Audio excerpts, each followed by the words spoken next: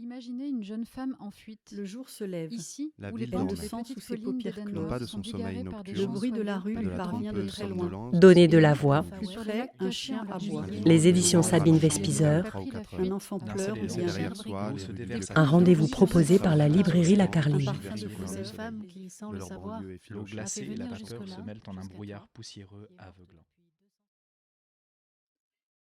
Imaginez une jeune femme en fuite. Ici, où les pentes des petites collines d'Éden-Mort sont bigarrées par des champs soyeux, pas plus grands que des jardins, et où, sur les lacs cachés en leur milieu, le soir, et elles n'auraient pas pris la fuite avant la tombée de la nuit, des poules d'eau glissent en silence sur l'eau claire jusqu'à leur nid dans les roseaux. La maison où May naquit ne se trouvait sur aucune route. Mais, une fois en lieu sûr, elle pouvait prendre un chemin bordé de haies si chargées d'humidité que même au printemps, leurs branches empêchent la lumière de pénétrer. Personne, à moins de se planter devant elle pour lui barrer le passage, n'aurait pu apercevoir sur le chemin plus que la pâleur d'un visage et le brillant d'une chevelure auburn au moment où son châle glissa en arrière. Et le dernier éclat de lumière accrochant les doigts blancs, aux ongles sales évidemment, qui serraient fortement le châle sous son menton.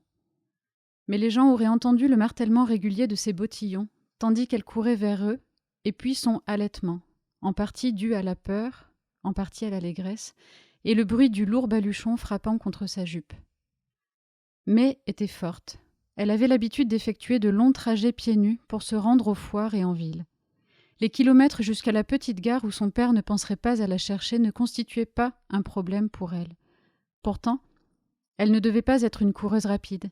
Les canons de beauté de cette période, c'était en 1890, étaient féminins, et elle disait elle-même qu'elle était bien en chair.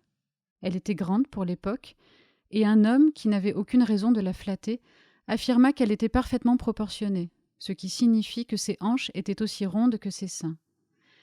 Mais son visage contredisait son corps. Le goût d'alors allait aux femmes au visage enfantin, et May resplendissait totalement cet idéal.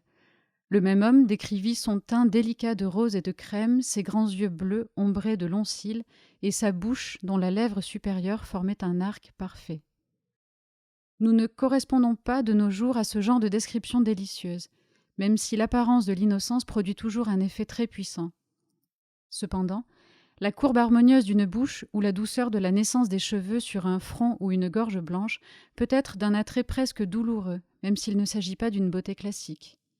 Ce devait être parce qu'elle possédait cette fraîcheur pétillante des filles de la campagne que May avait un grand charme physique.